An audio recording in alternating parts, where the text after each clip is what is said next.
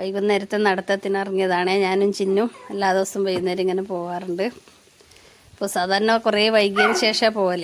ഇപ്രാവശ്യം ഇവക്ക് ഭയങ്കര തിരക്ക്, ബഹളം വെച്ചുകൊണ്ടിരിക്കുന്നു. പോകാൻ തിരക്ക്, വെയിലെല്ലാം ഉണ്ട് അത്ര.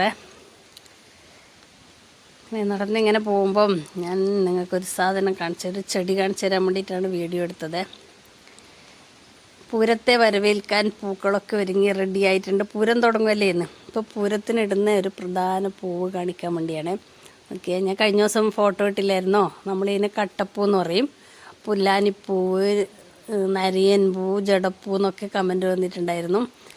എനിക്ക് ഈ പൂ കാണുമ്പോൾ ഭയങ്കര നൊസ്റ്റാൾജിയ ഫീലാണ്.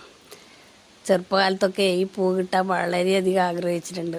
നമ്മൾ വയലും പുഴയൊക്കെയുള്ള തീരദേശ മേഖലയായതുകൊണ്ട് പുഴയോരത്താണ് എൻ്റെ വീട്. അപ്പോൾ അവിടെ നിന്ന് ഈ പൂക്കൾ അങ്ങനെ കിട്ടൂല.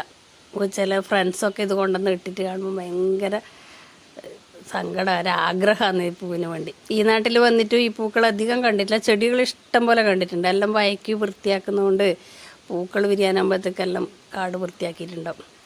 ഇപ്രാവശ്യം ഈ പറമ്പ് വയക്കാതെ ഇട്ടുകൊണ്ട് ഇഷ്ടം പോലെ പൂക്കളുണ്ട്. അപ്പോൾ ഇപ്രാവശ്യത്തെ പൂരത്തിന് ഈ പൂവും കൂടെ ഇടാം, പറിച്ചുകൊണ്ട് പോകണം. അവിടെ ഒരു പൂച്ചേനെ കണ്ടിട്ട് ഇവിടെ സ്ട്രക്കായി നിൽക്കുന്നതാണേ.